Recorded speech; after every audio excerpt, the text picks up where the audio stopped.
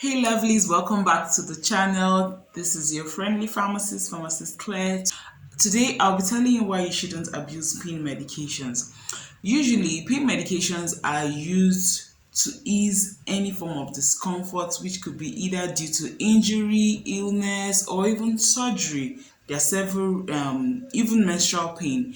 There are several uses of pain medications. You have different types of analgesics, pain medications, which you can either get over the counter or with the use of a prescription by a prescriber. In this video, you're going to know how we abuse painkillers, why some people abuse painkillers, and the dangers or the warnings or the side effects or the consequences of abusing pain medications.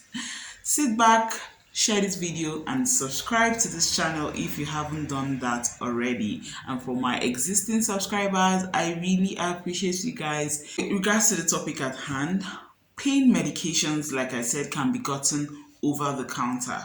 Usually the ones gotten over the counter are like your ibuprofen, your paracetamol, and the others.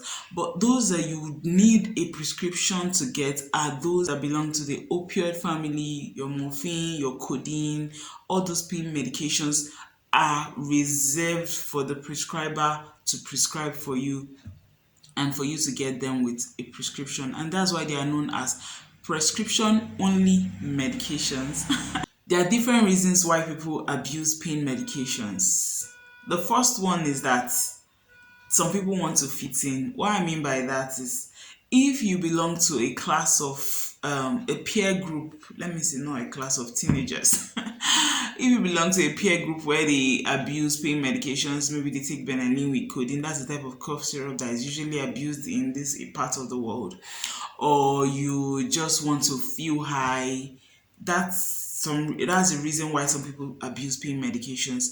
Another is that you are having a productive day and you start feeling headache in the middle of the whole productive thing you're doing, and then you just want to like get that headache out of the way so that you can achieve your goal for that day.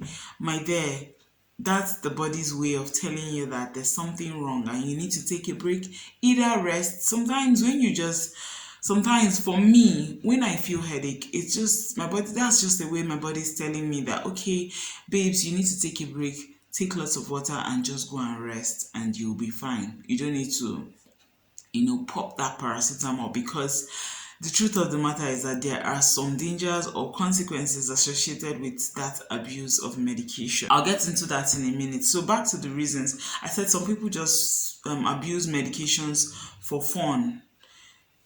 They either want to fit in, like if you're under peer pressure, if you're a teenager or you're the mother of a teenager watching this video, that's a probable reason why some people abuse pain medications, especially those that contain all this codeine, morphine, and the likes.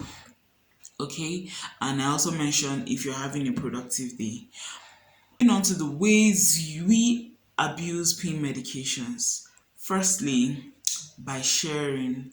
You probably have a friend, sibling, family member that just got in from the hospital and complained of, let me say, arthritis.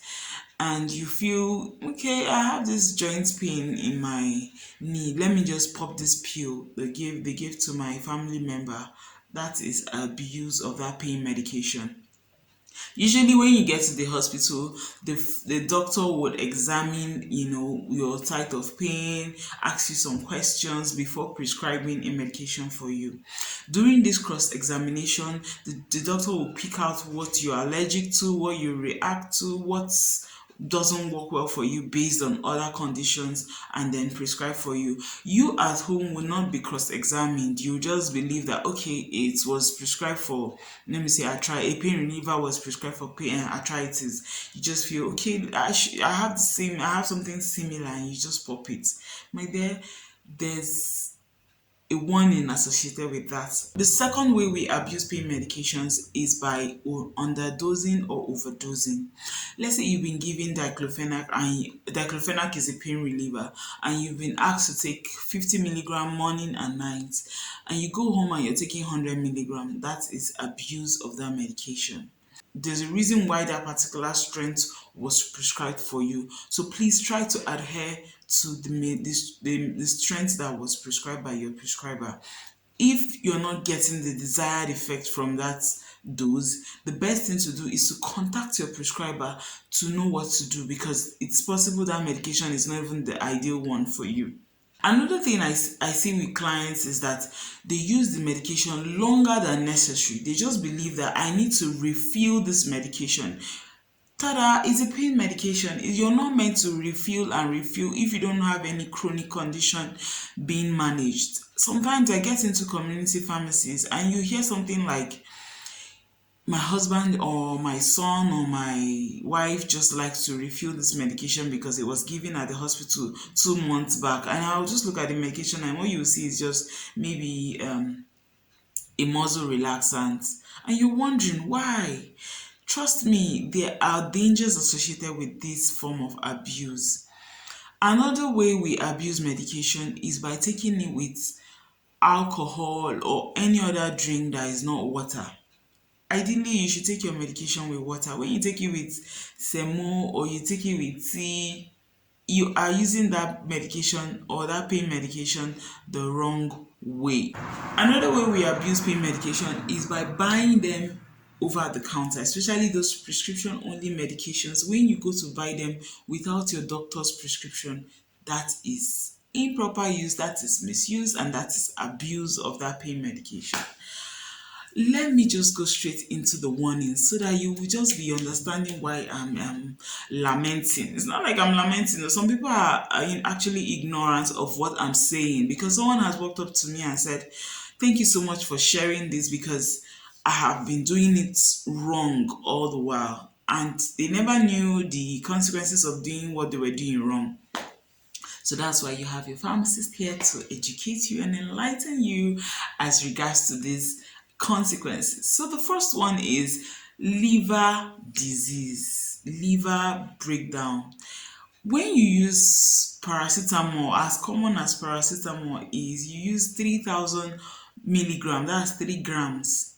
More than that in a day, you are depositing toxins to the liver. Now, you know that the liver is involved in the excretion and metabolism of medications. Now, when you keep loading your liver with these medications, some toxins will be cleared, or some parts of them, some of the paracetamol will be cleared from your system. But gradually, you'll be depositing toxins that will start eating up the liver cells and eventually lead to liver disease. The second organ that is affected by abuse of pain medication is the kidney. The kidney, like the liver, is also involved in excretion and clearance of medication. Continuous abuse of this pain medication may eventually lead to kidney impairment. The third organ that is affected by abuse of pain medication is the heart. Yes. Continuous abuse of pain medications can lead to heart attack or even stroke. If you don't know what stroke is basically when there's reduced supply of oxygen to the blood owing to clot or whatever in the artery. All this can stem from heart disease. So when you're abusing your pain medication, you're increasing your chances of having heart attack. Fourthly, the stomach. Some people keep using this, especially women that experience menstrual pain. They keep popping. There's this common one when I was growing up, Feldine. People like just stroll into the pharmacy and just pick this medication and take, or ibuprofen. Continuous use of this pain NSAIDs, yeah, non-steroidal anti-inflammatory medications, drugs. Continuous use of these medications can lead to injury on the stomach lining and eventually peptic ulcer disease. So if you are a culprit, you know you should desist from this behavior.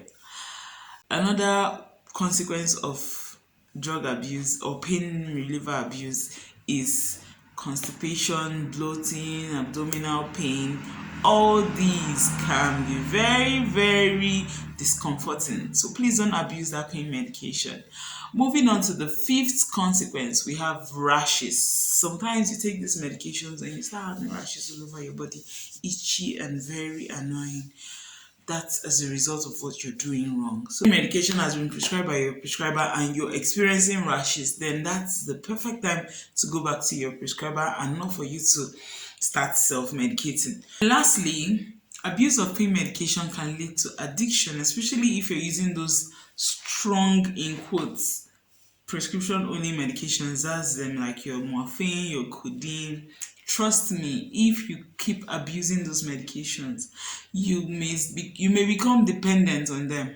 So please, I hope you have learned the warnings. I hope you have been able to identify the ways you are abusing your pain medication. Thank you so much for watching, and until next time, check out these two videos on your screen. Trust me, you're going to learn a lot from these videos. Thank you so much for watching. See you in the next one.